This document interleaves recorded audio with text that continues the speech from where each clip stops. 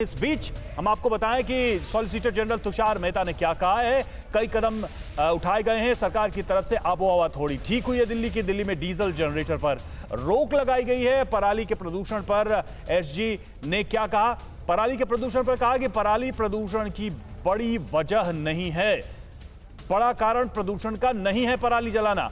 पराली से सिर्फ 10% प्रदूषण होता है, जिस पर हम चर्चा भी कर रहे थे कि जो बड़े कारण हैं, क्या सरकार ये मानती है कि उन कारणों पर अब काम करने का समय आ गया? विवेक हमारे साथ गुरुग्राम से जुड़े। विवेक, जो बात सरकार की तरफ से, दिल्ली सरकार की तरफ से कोर्ट में कही गई है कि जो आसपास के राज्य हैं वो भी इस पर काम करें, साथ में लॉकडाउन लगाए, क्या हरियाणा की तरफ से ऐसा कोई संकेत, गुरुग्राम के प्रशासन की तरफ से कोई ऐसा संकेत कि अगर दिल्ली सरकार की तरफ से ये प्रस्ताव उनको जाता है तो उस पर कोई अमल होगा?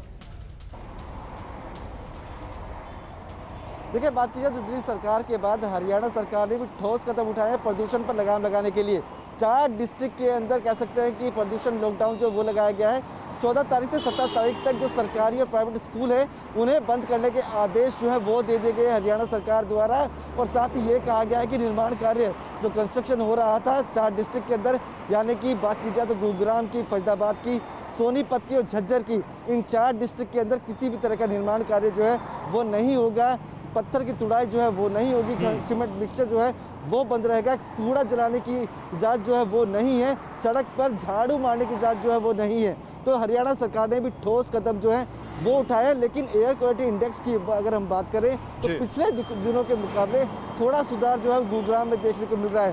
पहले एयर क्वालिटी इंडेक्स जो है वो जहां 400 के पार पहुंच चुका था, वहां पर आज ये क्वालिटी इंडेक्स है। लेकिन विवेक, बार बार ये कहा जा रहा है कि ये जितने भी कदम है, चाहे दिल्ली सरकार की तरफ से उठाए जा रहे हो, चाहे हरियाणा और दूसरे राज्यों की तरफ से, वो अस्थायी कदम है। लॉन्ग टर्म के लिए जो स्थायी कदम है वो क्या होंगे? पीयूष हमारे साथ जुड़े हुए हैं, एक बार उनका रुख करेंगे। पीयूष, यही चर्चा बार बार हो रही है, लेकिन एक चीज हम आपसे जानना चाहेंगे कि इस बीच जो है दिल्ली एनसीआर में रहने वाले लोगों के स्वास्थ्य को लेकर क्या चिंताएं जाहिर की जा रही हैं? क्योंकि हमने देखा कि रणदीप गुलेरिया ने बहुत गंभीर खतरे बताए हैं इस पोल्यूशन की वजह से लोगों के स्वास्थ्य को, खासकर वो लोग जो पहले से ही बीमार हैं या फिर कोरोना से रिकवर करके आए हैं। जी बिल्कुल, देखिए रवि, खास तौर पर जिन लोगों को सांस की दिक्कत है या जो लोग कोरोना से अफेक्टेड थे और उसके बाद वो ठीक हुए, तो उनके फेफड़े पहले से ही इन्फेक्टेड थे और अभी उतने ताकतवर नहीं हुए कि इस पोल्यूशन को और जो उस पोल्यूशन की वजह से इन्फेक्शंस होते हैं उसको झेल सकें। बुजुर्ग लोग, बच्चे खास तौर पर इससे प्रभावित होते हैं, उन्हें खांसी होती है, गला खराब होता है। इसके अलावा ये जो पोल्यूशन है ये कैंसरोजेनिक भी है, ये साफ तौर पर पहले भी विशेषज्ञों द्वारा कहा गया है। तो ऐसी स्थिति में जबकि पोल्यूशन इतना ज़्यादा है कि उसमें सामान्य व्यक्ति का सांस लेना मुश्किल है, तो ऐसे में बच्चे, बूढ़े और बीमार लोग किस तरह से सफर करते हैं, किस तरह से परेशान होते हैं, ये बात सुप्रीम कोर्ट ने भी कहा था इंगित करते हुए। और इस बीच आपके पास लौटूंगा, कोर्ट ने जो है सॉलिसिटर जनरल को कहा कि आप 2 दिनों के ट्रक की एंट्री की बात कर रहे हैं। सुप्रीम कोर्ट ने पूछा 2 दिन गाड़ियां बैन क्यों नहीं करते? यानी कि जो गाड़ियां, ऐसे ट्रक नहीं, जो तमाम गाड़ियां हैं उनके बैन की बात कोर्ट की तरफ से कही गई है। यानी कि कोर्ट का सारा इशारा है कि जो वाहनों की जो आवाजाही है, जो वाहन खचाखच दिल्ली की सड़कों पर रहते हैं, उनको कम किया जाए और इससे शायद प्रदूषण को कंट्रोल करने में काफी मदद मिलेगी। ये सवाल सरकार से कोर्ट की तरफ से किया गया। और दिल्ली में किस चीज से कितना प्रदूषण है, ये सबसे बड़ा सवाल है, क्योंकि इसी पर बहस होती है कि जो कदम उठाए जाते हैं उसमें किस चीज का हिस्सा सबसे ज्यादा है प्रदूषण फैलाने में।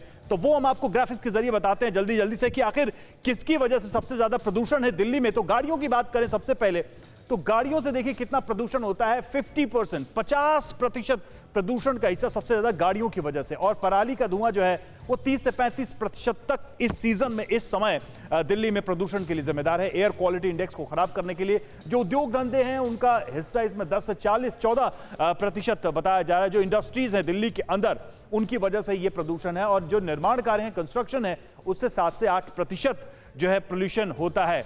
और कूड़ा जलाने पर, जिस पर अभी फिलहाल रोक लगाया गया है, कूड़ा जलाने की वजह से भी 4 से 5% जो है हवा दिल्ली की जहरीली होती है। इसमें इसका इतना योगदान है। सड़क पे जो धूल उड़ती है उसकी बात करें, वो 3.5 से 4% इसका उसमें कंट्रीब्यूशन है। इसकी वजह से ये प्रदूषण होता है। तो अलग अलग हमने आपको बताया कि किस तरीके से ये प्रदूषण जो है उसमें अलग अलग चीजों की हिस्सेदारी है। सबसे ज्यादा जिसकी बात कही गई है वो ये है कि यातायात जो जितना ज्यादा है, गाड़ियां जितनी सड़कों पर ज्यादा है, उसकी वजह से प्रदूषण सबसे ज्यादा है। और शायद कोर्ट का इशारा भी इधर ही है। अड़ी सोमवार से शुक्रवार शाम 6 बजे सिर्फ TV9 भारतवर्ष पर।